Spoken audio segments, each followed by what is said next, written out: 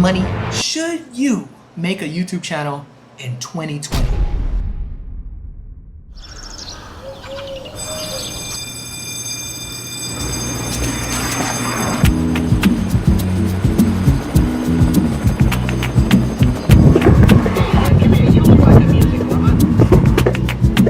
Excuse me, señor. It is not ole ole. It is only one ole. Like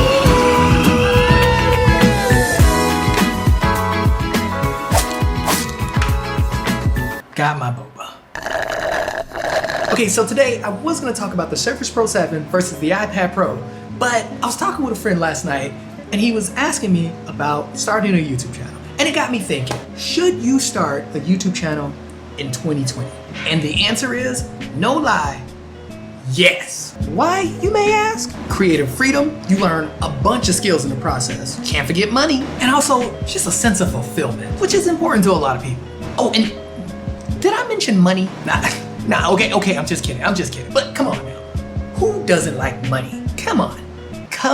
So today, how about we talk about how to start a YouTube channel in 2020. So if you're contemplating the idea of starting a YouTube channel in 2020, I'm gonna go ahead and lay out some tips for you guys of the do's and don'ts of YouTube. Things that I learned that took me a long time to learn that I wish I would have known before I started. Because heck yeah, on them cheeks, who wouldn't want to make money just making videos off the internet? But to be real, starting a channel is free and it's easy. Just hop on a computer, type in YouTube, make an account, and you are all set. But this is where things get real. Stupid sun changing, messing up my lighting. I think that's better, look much better. So, starting a YouTube channel in 2020. So the first thing I would say that you would need to start a YouTube channel is you kind of need to know what you enjoy doing. I think that's the entire point of YouTube, which makes it amazing. Do what you love to do. Pick a niche and do what you love to do. I like to draw. Animation just happened to just kind of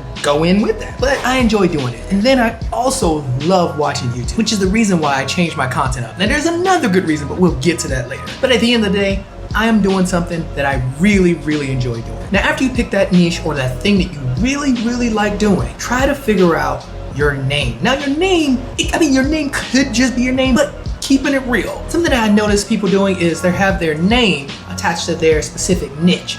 And I really like that. So for me, I'm Sky, but it's Sky Animated because I do some animation, right? Lauren DIY, she does DIY projects. So if you can, try to pick a name that automatically tells your audience what you're doing, what you are about, before they even click on any of your videos. So that way you can kind of weed out the people who aren't really interested in that niche that you chose to do. So now after you have your name and your niche, remember, your niche is something that you love to do.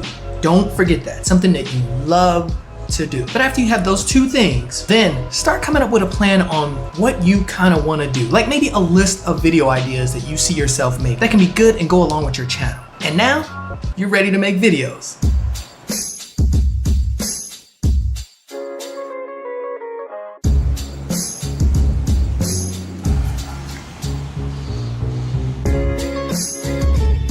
Alright, so when making a video, there are some things that you want to remember. And the first thing is the hook.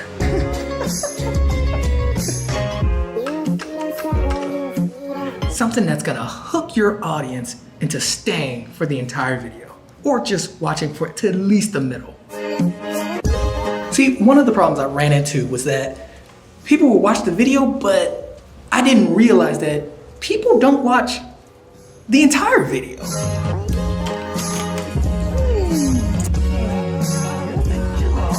Watching my friend's cat while he's out of town. Hey, you wanna say hi? You wanna say hi? She's a cute cat.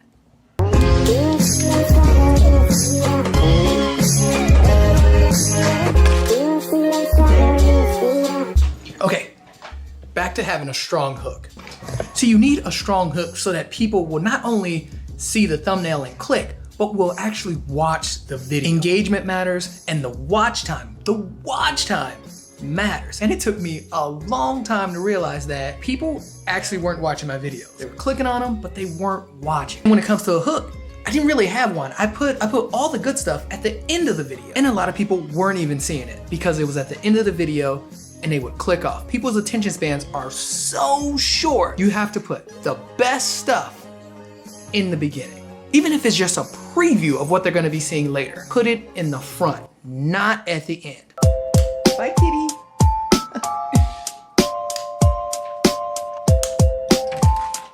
Next thing that's important, it's your watch time.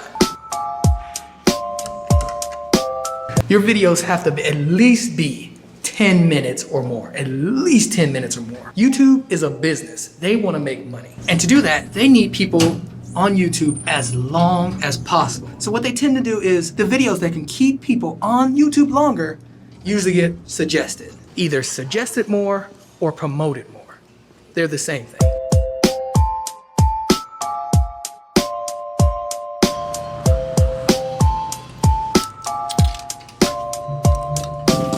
So, videos, 10 minutes, because you want to get suggested as much as possible by YouTube. And the way to do that is longer videos, at least 10 minutes. Try your best. I know it's tough, but 10 minutes. Watch time is that important. All right, let's go. Woo. The next thing you want to kind of focus on is value. What are you offering? What value can they take away from watching one of your videos? What is your audience taking away from watching your video? It can be entertainment, information, or a review of a product. And there's a ton of other things that you can do that offers value to your audience. But the main point is, what value are you offering to your audience? And ever since I started the series of how blank is winning, I noticed there was a huge shift in my comments, a huge shift in the like proportion. Everything was different. And it was because my videos were no longer just a random guy talking about that time I got arrested, but my videos now offer value. And actually it's because of listening to you guys, the people that watch my animation channel in the past. A lot of you guys have DM'd me how to do this. Why is this person doing so much better than this? Why can't I get any views? And instead of just replying to like 100 people the exact same thing, I decided that maybe it would be a good idea if I started a series. Another thing I noticed was that a lot of the videos that I did earlier on that offered value, like when I did a video on how to animate without a tablet. That video did way better than all of my regular storytime animation videos. It's providing some kind of information for people who actually want it. I have a large audience who want to be animators but can't afford it, especially with tablets, because tablets are very expensive. But that video did really well because it offered some value. And at the time I didn't get it, but then after a while I started to notice that a lot of my favorite creators have a ton of videos that offer a lot of value. So keep that in mind. When you're creating your videos, ask yourself, what value does this offer to my audience? The last thing that I want to touch on that is very important when making videos is your thumbnail. I hate my thumbnails, but try your best to put in some time to making the thumbnail. I know the video is important, and I hate to say this, but the thumbnail is actually more important than the actual video. So why is your thumbnail important? See, when you go on Netflix or when you go on Hulu or Amazon or any of these streaming sites, if you go on these streaming sites, the first thing that you see is the cover, the thumbnail. And a lot of times what a lot of people do is if they don't have any idea of what this TV show or movie is, if the thumbnail looks good, they'll give it a shot. And it's the same thing with YouTube. Spend some time on the thumbnail. It is very, very important. Okay, refrigerator talk side note. A couple of other things you might want to consider when you're making a YouTube channel is being consistent, as well as don't be afraid to change up your content if it's not working for you. That is okay. So yeah, just don't forget that. Now there it is. I actually needed this. So now if you do all of this right and you stay consistent with it, you can get on the good side of the YouTube algorithm. And I know, she's a tricky one, but she's also very lovely. And that's why I put a lot of time into my videos. I'll be editing late night, early mornings, just turning down hangouts from the island out. Like, dude, I told you, I gotta finish the video. I gotta do it. I can't come over and play Smash Brothers with you again, man. You remember what happened last time? Making sure the description has all the links that I need in it, doing a bunch of research. I really do put a lot of time into my video because I'm trying to get on the good side of the YouTube algorithm. Because at the end of the day, I am well on my way to being YouTube famous. Okay, but seriously, I just kind of want to work for myself. I mean, at the end of the day, that's what I love about it the most. I love being my own boss. Another thing about YouTube is that it's definitely a confidence booster. Like, I cannot tell you how much of my confidence has gone up since I started YouTube. See, I am super extroverted, but when it comes to taking a camera outside and recording myself, that's on a whole new different level. Like, it's weird. Like, there's no way getting around that. It is very weird. But the more and more you practice, the better you get at it. Now, your confidence can take a hit too as well. The internet's not very nice, okay? Like, if you don't know that by now, first of all, where have you been? But it's not nice out there. You're gonna get mean comments, and one day you're just gonna look at one comment, you're like, does this person have a soul? But for the most part, it is definitely a confidence booster.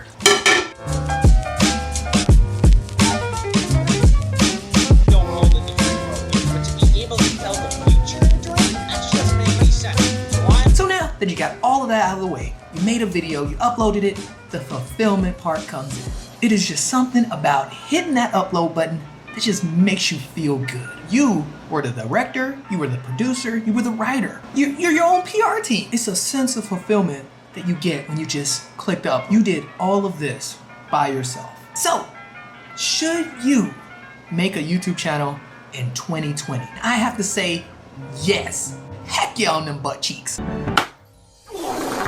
Yes. So get out there. Don't worry about the equipment you have, whatever. You could literally start a YouTube channel with just your phone and internet.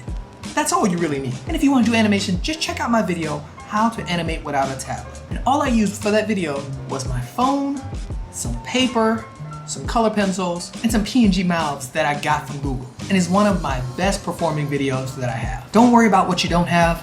Focus on what you do have and get it going. All right, but that's all I got, guys. Hope to see you guys in the next video. I don't know when the next video is gonna be out. I try to just do these when I have some time, but yeah. I hope you guys enjoyed it. And if you're thinking about starting a YouTube channel, like, hit me up. I don't mind. Hit me up. So many people do. Join my Discord server. The link is down below. But that's it, guys. Make sure you join the Discord server. Check out the first video I made on this channel and keep creating and be a boss. I'll see you guys later.